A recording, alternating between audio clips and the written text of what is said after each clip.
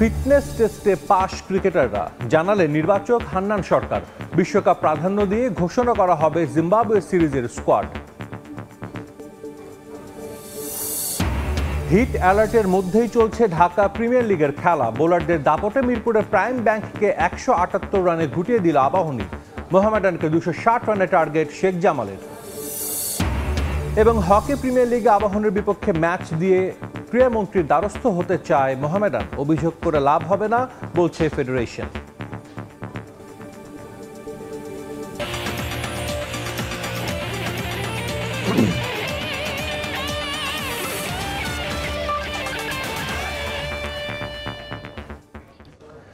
বিশ্বের নানা প্রান্তের খেলাধুলার খবর নিয়ে আমাদের নিয়মিত আয়োজন খেলার সময়। আর এই আয়োজনে আপনাদের সঙ্গে আছি আমি সাজিদ মুস্তাহিদ। ক্রিকেট প্রসঙ্গ। বিশ্বকাপ ও জিম্বাবুয়ে সিরিজের জন্য বিবেচনায় থাকা ক্রিকেটারদের ফিটনেসে সন্তুষ্ট বিসিবি। এ সপ্তাহের মধ্যেই ঘোষণা করা হবে জিম্বাবুয়ের বিপক্ষে টি-20 সিরিজের দল। টি-20 বিশ্বকাপে যারা খেলবেন তাদেরই দেয়া হবে প্রাধান্য। থাকবে না বড় কোনো চমক, জানিয়েছেন জাতীয় দলের নির্বাচক হান্নান সরকার। নতুন strength and conditioning coach Nathan কেলির অধীনে নতুন আঙ্গিকে ফিটনেস টেস্ট দিয়েছে টাইগাররা। বঙ্গবন্ধু স্টেডিয়ামের অ্যাথলেটিক্স ট্র্যাকে লম্বা সময় পর রানিং করেন শান্ত হৃদয়রা। ফিটনেস টেস্টের ফলাফল কেমন ছিল টাইগারদের, জাতীয় দলের ক্রিকেটাররাই বা কেমন করলেন? সামনে জিম্বাবুয়ে সিরিজ ও বিশ্বকাপ। নির্বাচকদের কাছে পৌঁছেছে টেস্টের ফলাফল। আসন্ন মেগা ইভেন্টে যারা ভাবনায়, তাদের নিয়ে সন্তুষ্ট নির্বাচক প্যানেল। আমরা টেস্টের রিপোর্ট যেটা দেখলাম, আমরা যাদেরকে নিয়ে চিন্তা করছি তারা স্ট্যান্ডার্ড স্টেজেই রয়েছে। আমি বলবো না যে সবাই একদম টপে রয়েছে, বাট যাদেরকে নিয়ে আমরা যেভাবে চিন্তা করেছিলাম সবাই তার মানে ফিটনেস স্ট্যাটাসটা সেভাবে ধরে রেখেছে। এখানে একটা বিষয় হতে পারে, তারা কিন্তু টানা খেলার মধ্যে রয়েছে। বিপিএল খেললো, তারপর ইন্টারন্যাশনাল ম্যাচ খেললো, তারপর আবার এখন প্রিমিয়ার লিগ খেলছে। সো সব কিছু মিলে তারা খেলার মধ্যে রয়েছে। সেটার সঙ্গে যেভাবে মেনটেন করা উচিত, আমরা যে রিপোর্ট দেখলাম তাতে দেখলাম যে সেইটা তারা মেনটেন করেছে। 3 এপ্রিল প্রথম টি-20তে মুখোমুখি হবে বাংলাদেশ ও জিম্বাবুয়ে। এর আগে ক্যাম্প করবে জাতীয় দল, তাই এ সপ্তাহের মধ্যে দেয়া হবে আসন্ন সিরিজের দল। হোম সিরিজ খুব তাড়াহুড়া করছি না, বিকজ কোচও আসছেন। কোচ আসলে আমরা হয়তো বসলে তারপরে ক্যাপ্টেনের সঙ্গে কিছু আলোচনা রয়েছে, আমরা তাদের পয়েন্ট অফ ভিউগুলো দেখার চেষ্টা করব। তারপরে খুব শীঘ্রই বলতে যেহেতু আমরা ক্যাম্প শুরু করবো কিছুদিন আগেই খেলার, তো সেই ক্ষেত্রে হয়তো খুব শীঘ্রই মানে এই সপ্তাহের মধ্যে হয়তো আমরা টিমটা অ্যানাউন্স করতে পারি। জিম্বাবুয়ে সিরিজের পরই আমেরিকায় উড়াল দিবেন ক্রিকেটাররা, তাই এখানেই বিশ্বকাপ দলটা সাজিয়ে নিতে চান বিসিবির নির্বাচক প্যানেল। দলে প্রাধান্য পাবেন বিশ্বকাপ স্কোয়াডের ক্রিকেটাররা। ওয়ার্ল্ড কাপের সঙ্গে যারা খেলবেন বা যারা স্ট্যান্ড বাই থাকতে পারে, যারা ব্যাকআপ অপশনগুলো থাকবে, সেই বিষয়গুলো আলোচনায় আছে। বাট আমি এই বিষয়টা এখনই 100% ক্লিয়ার করছি না, বিকজ এখানে কোচ ক্যাপ্টেনের কিছু পয়েন্ট অফ ভিউ জানার ব্যাপার রয়েছে। আমরা সিলেক্টর একটা চিন্তা করছি, তাদের সঙ্গে মিলানোর চেষ্টা করব, তারপরে যে সেই জিনিসটা সিদ্ধান্ত আসবে। বাট ওয়ার্ল্ড কাপের বিষয়টা মাথায় রেখেই তো আমরা এই সিরিজটা, তো সেটার প্রতিফলন দেখা যাবে। বিশ্বকাপ কিংবা আসন্ন টি-20 সিরিজের দলে বড় কোনো চমক থাকছে না, বরং যারা নিয়মিত টি-20 দলে খেলছেন তারাই প্রাধান্য পাবেন বলেও জানিয়েছেন তিনি। তারেক হাসান শিমুল, সময় সংবাদ, ঢাকা। হিট অ্যালার্টের মধ্যেই চলছে ঢাকা প্রিমিয়ার লিগের সুপার লিগ পর্ব। প্রথম দিনে মিরপুরের টেবিল টপার আবাহনীর মুখোমুখি হয়েছে তামিম মুশফিকের প্রাইম ব্যাংক ক্রিকেট ক্লাব। আরেক ম্যাচে ফতুল্লায় মোহামেডানের বিপক্ষে লড়ছে শেখ জামাল ধানমন্ডি ক্লাব। মিরপুরে আছেন রিপোর্টার সাব্বির মিথুন, আর ফতুল্লায় রিফাতুল ইসলাম মিরন। ম্যাচের সবশেষ খবর জানতে প্রথমেই যাচ্ছে মিথুনের কাছে।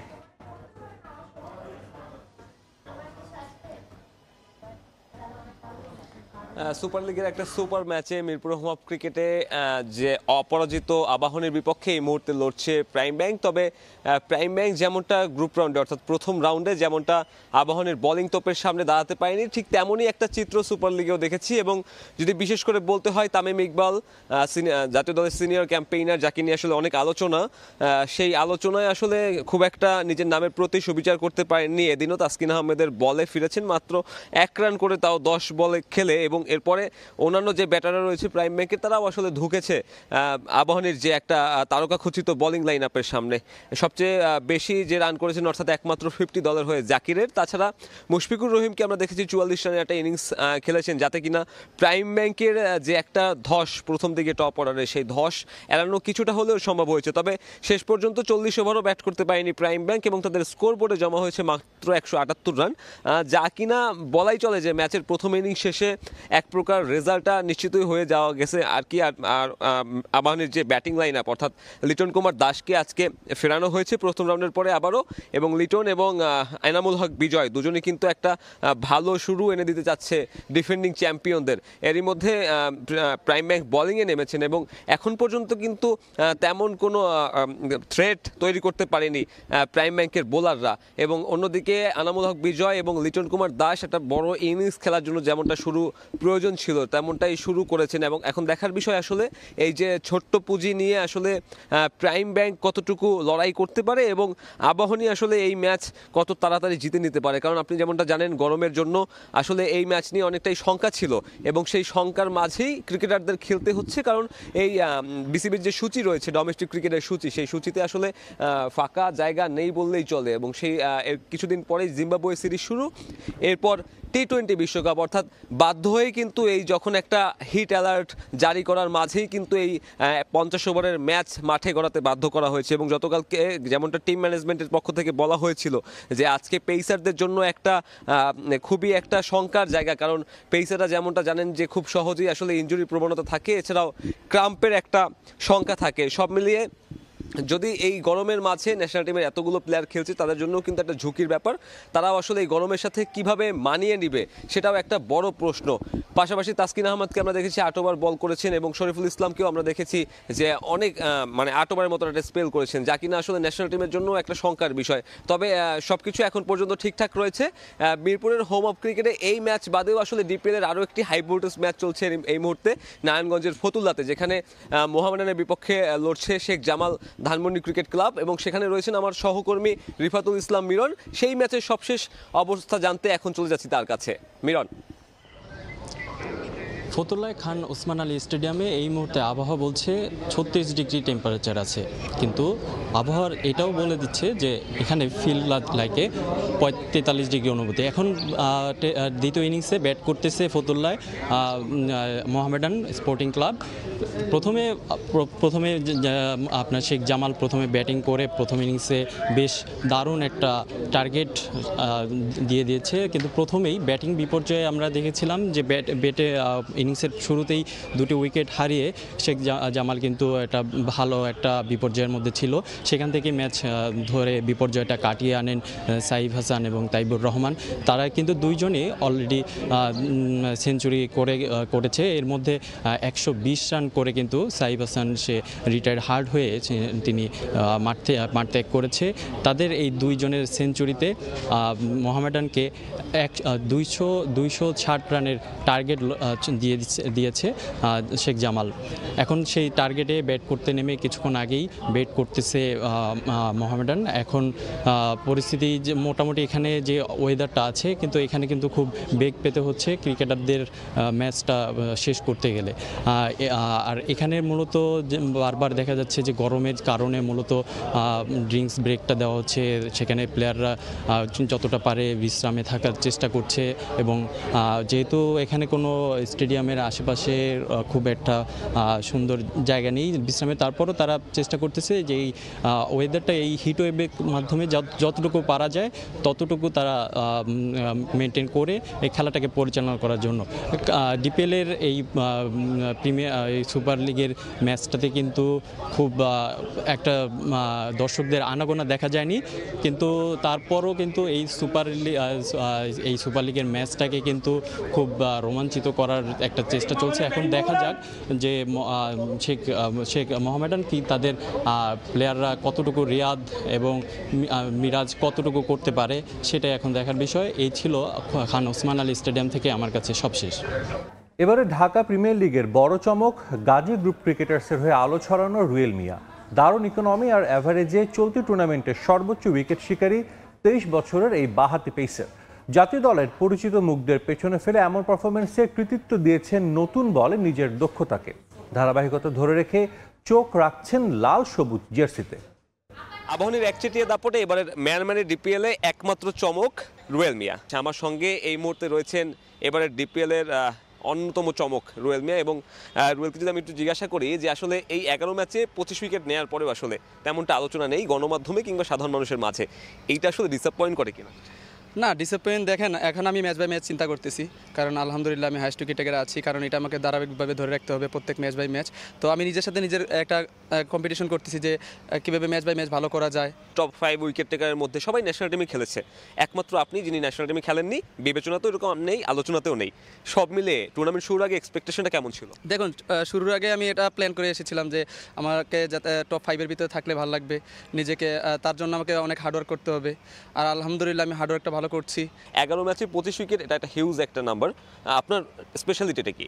দেখুন স্পেশালিটি হচ্ছে আমার সুইংটা 2 সুইংই হয়, নতুন বলটাকে কীভাবে কাজে লাগাতে হয়, হ্যাঁ, আর ক্যাপ্টেনের দিক নির্দেশনা, সেই জিনিসটা আমি খুব ভালোভাবে রিড করতে পারি। মাশরাফির সাথে একসাথে ড্রেসিং রুম শেয়ার করেছেন, সেখান থেকে কি শিখেছেন? এবারে গাজীতে আপনার কেমন অভিজ্ঞতা? ভাইয়ের কাছ থেকে এই জিনিসটা শিখেছি যে হাল না ছাড়া এবং কীভাবে সামনের দিকে আগানো যায়, নিজেকে ওইভাবে মেনটেন করতে হয়। এখন যখন দেখেন আসলে সতীর্থদের সবাই চিনে, আকবর আলী থেকে শুরু করে সবাই আসলে খুব নোন ফেজ, এবং এখন ন্যাশনাল টিমে তাদেরই আসলে অনেক বেশি দাপট। এটা ডিসঅ্যাপয়েন্ট করে কিনা, কিছুটা হতাশ? বাংলাদেশের হয়ে ওয়ার্ল্ড কাপ জিতানোটা অনেক একটা ভাগ্যের ব্যাপার, যেটা আমাদের সেই বেশটা করতে পেরেছে আকবর, তামিম, হৃদয় সকলেই। তো আমার এটা নিয়ে খুব ডিসঅ্যাপয়েন্ট একটু থাকে নিজের মধ্যে, কিন্তু হ্যাপি। সুপার লিগ পর্ব শুরু হচ্ছে, এখান থেকে প্রত্যাশার জায়গাটা কি? উইকেট সংখ্যাটাকে কোথায় নিয়ে যেতে চাচ্ছেন এবং কতখানি আত্মবিশ্বাসী যে আসলে শেষ পর্যন্ত এই টপ পজিশনটা ধরে রাখবেন? নিজের সাথে নিজে চ্যালেঞ্জ নিয়েছি যে সুপার লিগে আছি যেহেতু 5টা ম্যাচ, সেই 5টা ম্যাচে যাতে আমি আমার নিজের ধারাবাহিকটা ধরে রাখতে পারি এবং ম্যাচ বাই ম্যাচ আমি চিন্তা করতেছি যাতে আমি নিজের টপ পারফরমেন্সটা করতে পারি, তাহলে আলহামদুলিল্লাহ আমি হাইস্ট উইকেট টেকার হব। সবার একটা ড্রিম থাকে, আমি ন্যাশনাল টিমকে প্রতিনিধিত্ব করব, ওই সময় করব, এই সময় করব। আপনার ড্রিমটা কি? এসে বাদ পড়ার জন্য ক্রিকেটটা যাতে না খেলি, সেই জন্য নিজেকে ওইরকমভাবে মানিয়ে নিচ্ছি আর কি। Best of luck for your DPL. Thank you. দর্শক, কথা বলছিলাম এবারে ডিপিএলের চমক। এখন পর্যন্ত হাইয়েস্ট উইকেট শিকারী রুয়েল মিয়ার সঙ্গে, যার লক্ষ্য একটা সময় ন্যাশনাল টিমকে প্রতিনিধিত্ব করবে, যেমনটা আসলে সিলেট থেকে অন্যান্য পেসাররাও করছেন। মিরপুর হোম অফ ক্রিকেট থেকে সাব্বির মিথুন, সময় সংবাদ, ঢাকা। হকি প্রিমিয়ার লিগে আবাহনীর বিপক্ষে ম্যাচ নিয়ে ক্রীড়ামন্ত্রী নাজমুল হাসান পাপনের কাছে অভিযোগ করবে মোহামেডান স্পোর্টিং ক্লাব। এক সংবাদ সম্মেলনে বিষয়টি জানিয়েছে ক্লাবটির কর্মকর্তারা। প্রমাণসহ ম্যাচের নানা অসঙ্গতি মন্ত্রীর কাছে তুলে ধরতে চায় ক্লাবটি। তবে ক্রীড়ামন্ত্রীর কাছে অভিযোগ করলেও ম্যাচ পুনরায় আয়োজন করার কোনো সুযোগ নেই বলে জানিয়েছেন হকি ফেডারেশনের সাধারণ সম্পাদক। বিতর্কে ভরা এবারের হকি প্রিমিয়ার লিগ। তবে শুক্রবার আবাহনী মোহামেডানের ম্যাচ ছাড়িয়ে যায় সব বিতর্ককে। শিরোপা নির্ধারণী ম্যাচটি দেশের হকি ইতিহাসে লজ্জার এক নজির হয়ে থাকবে। লিডে থেকেও ম্যাচের শেষ দিকে মারামারিতে জড়িয়ে লাল কার্ড দেখেন মোহামেডানের 2 খেলোয়াড়। আম্পায়ারের সেই সিদ্ধান্ত মেনে খেলতে অস্বীকৃতি জানালে জয়ী ঘোষণা করা হয় আবাহনীকে। এরপর থেকেই হকি ফেডারেশনের বিপক্ষে নানা অভিযোগ করে আসছে ঐতিহ্যবাহী ক্লাবটি। হকিতে এখন talk of the town Abahani মোহামেডানের সেই মারামারির ঘটনা। হট্টগোলে বন্ধ হওয়া ম্যাচটির অসঙ্গতি নিয়ে রোববার সংবাদ সম্মেলন করে মোহামেডান, যেখানে লিগের বেশ কিছু অনিয়মের অভিযোগ তোলেন ক্লাবের শীর্ষকর্তারা। ফেডারেশনকে বারবার চিঠি দিয়েও উত্তর না পাওয়ায় ক্রীড়ামন্ত্রী নাজমুল হাসান পাপনের কাছে অভিযোগ করবে ক্লাবটি। এই ম্যাচের ফলাফল বাতিল সহ মন্ত্রীর কাছে সকল প্রমাণ তুলে ধরতে চায় মোহামেডান। আমাদের জিততে দেওয়া হবে না যে কোনো কারণে হোক, তাহলে সেই খেলা তো খেলে লাভ নাই। এই জন্যই খেলাধুলার মানটা তো পিছনে যাবে। আমরা চাই না যেটা হোক, একটা দেশের জন্য একটা অশনি সংকেত, অন্তত খেলাধুলার জায়গাটা জানি ভালো রাখা হয়, এইটা জানি কলুষিত করে না হয়, এইটাই আমি মন্ত্রণালয়ের কাছে অনুরোধ করবো। আমরা সব জায়গাতেই নক করেছি, প্রেসিডেন্টের কাছে চিঠি দিচ্ছি, কোনো রিপ্লাই পাই না। ফেডারেশনে চিঠি দিলে কোনো রিপ্লাই পাই না। এখন মন্ত্রীর কাছে গিয়ে দেখি, যদি রিপ্লাই পাই, সঠিক সিদ্ধান্ত পাই, তাহলে ঠিক আছে, না হলে তো আমাদের ডাইরেক্টরস বোর্ড সিদ্ধান্ত নেবে আমরা কি করব। এদিকে ফেডারেশনের বিপক্ষে এরই মধ্যে উঠেছে পক্ষপাতমূলক আচরণের অভিযোগ। মেরিনার ইয়াংসকে চ্যাম্পিয়ন করতে ফেডারেশনের একটা পক্ষ কাজ করছে বলেও অভিযোগ আছে। যদিও প্রভাবশালী ফেডারেশনের কর্তাদের দাপটে এই বিষয়ে মুখ খুলছে না কেউই। ফেডারেশনের সাধারণ সম্পাদকও মোহামেডানের অভিযোগকে পাত্তাই দিচ্ছেন না। ক্রীড়ামন্ত্রীর কাছে অভিযোগেও কোনো লাভ হবে না বলে সরাসরি জানান তিনি। এখন যদি কেউ বলে আমরা নতুন করে খেলবো, আমরা গিয়ে বিচার দেব, আসলে এই ধরনের কোনো কিছুর সুযোগ আইনে নেই। তারা ব্যক্তিগতভাবে যেতেই পারে, তারা ব্যক্তিগতভাবে প্রেস কনফারেন্স করেছে, এটা তাদের ন্যায্য অধিকার। তারা মন্ত্রী মহোদয়ের সাথে সাক্ষাৎ করতে পারে, এটা তাদের ন্যায্য অধিকার। তাদের বাক স্বাধীনতা রয়েছে। কোনো ক্লাব অংশগ্রহণ করুক আর না করুক, এর জন্য বাংলাদেশ হকি ফেডারেশন বসে থাকবে না। খুব শিগগিরই আবাহনী ও মেরিনারের সঙ্গে আলোচনা করে প্লে অফের তারিখ নির্ধারণ করবে ফেডারেশন। তবে ক্রীড়ামন্ত্রীর অভিযোগের পর কি সিদ্ধান্ত নেন নাজমুল হাসান পাপন, সেটাই এখন দেখার। রিফাতুল ইসলাম মিরন, সময় সংবাদ, ঢাকা। আবারও স্বাগত খেলার সময়। জমকালো আয়োজনে 2023 সালের সেরা ক্রীড়াবিদদের পুরস্কৃত করল বাংলাদেশ ক্রীড়া লেখক সমিতি। বাংলাদেশ জাতীয় ক্রিকেট দলের অধিনায়ক নাজমুল হোসেন শান্তকে পেছনে ফেলে সেরা ক্রীড়াবিদ হয়েছেন অ্যাথলিট ইমরানুর রহমান।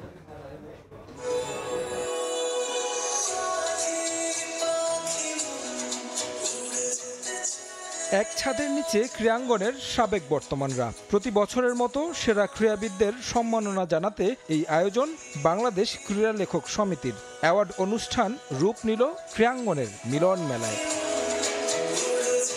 নাচ গান সহ নানা আয়োজন ভিন্ন রূপ দেয় অনুষ্ঠানকে। এরপর একে একে ঘোষণা শুরু হয় 2023 সালের বিভিন্ন ডিসিপ্লিনের সেরা ক্রীড়াবিদদের নাম।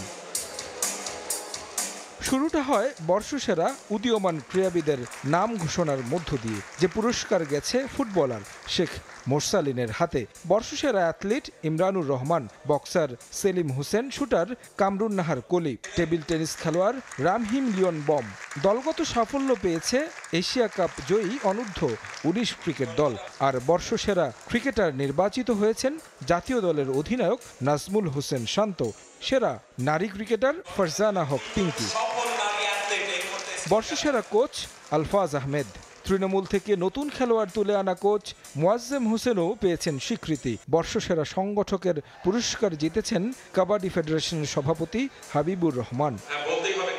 বর্ষসেরা ও দর্শক ভোটে সেরা ক্রীড়াবিদের নাম ঘোষণা হয় একেবারে শেষে, যেখানে পপুলার চয়েস অ্যাওয়ার্ড পেয়েছেন শেখ মোরসালিন ও শান্তকে পেছনে ফেলে ইমরানুর রহমান জিতেছেন বর্ষসেরা ক্রীড়াবিদের পুরস্কার। বিশেষ সম্মাননা দেয়া হয়েছে মঞ্জুর হোসেন মালুকে। তারেক হাসান শিমুল, সময় সংবাদ, ঢাকা। খেলার সময় শীর্ষ সংবাদগুলো জানিয়ে দিচ্ছে আরেকবার। ফিটনেস টেস্টে পাস ক্রিকেটাররা, জানালেন নির্বাচক হান্নান সরকার। বিশ্বকাপ প্রাধান্য দিয়ে ঘোষণা করা হবে জিম্বাবুয়ে সিরিজের স্কোয়াড। এবং হিট অ্যালার্টের মধ্যেই চলছে ঢাকা প্রিমিয়ার লিগ ক্রিকেটের খেলা। বোলারদের দাপটে মিরপুরে প্রাইম ব্যাংকে 178 রানে গুটিয়ে দিল আবাহনী। মোহামেডানকে 260 রানের টার্গেট দিয়েছে শেখ জামাল। এই ছিল খেলার সময়ের এখনকার আয়োজন। দুপুরের সময় সঙ্গে থাকবেন ওমর ইনাম। সাজিদ, ধন্যবাদ। দুপুরের সময় নিয়ে ফিরছি কিছুক্ষণ পর, সঙ্গে থাকুন সময়ে।